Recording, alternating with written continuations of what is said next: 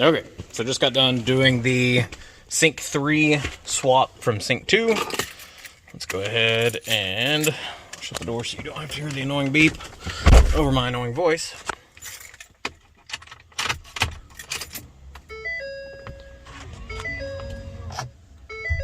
Turn the audio off as to not get a hit.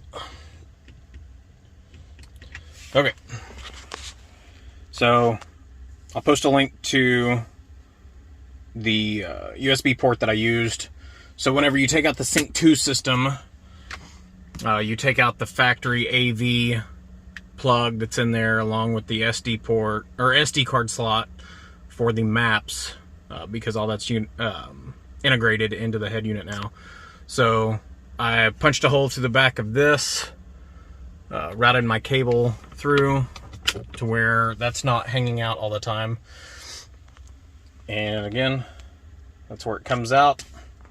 I was going to route it through the center console, have it come into here, have the cable come out and all that fun stuff, but I want to be able to do a phone mount over that vent. So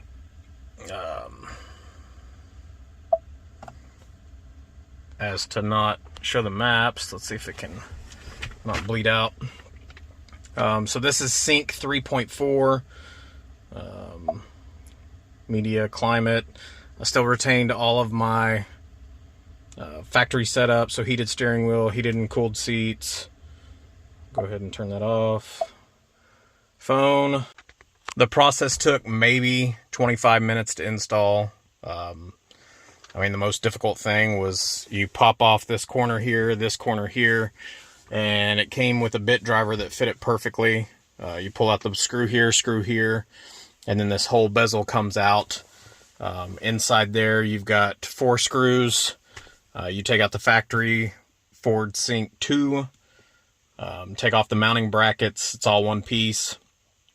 It comes with a wiring harness adapter that went inside here to switch out again from the AV ports to the USB. So once you throw those adapter cables on, you snap the trim piece in and then put the USB port in. And then my other thing was trying to figure out how to do the wired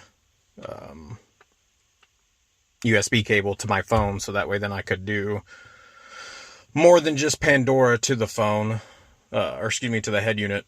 But I'll show you how that looks. Let me disconnect the cable, and then we will go back to media, sources, Pandora.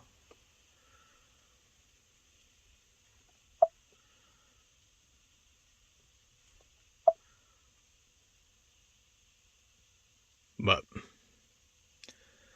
it's a pretty awesome setup. I like it. I'll post links to everything that was used, including the USB port that I dremeled in and put down here. I mean, that looks factory as far as that's concerned. And you're still able to retain your 12 volt and then your 110 outlet. So, if you guys have got any questions, please let me know, and I'll be happy to help you out.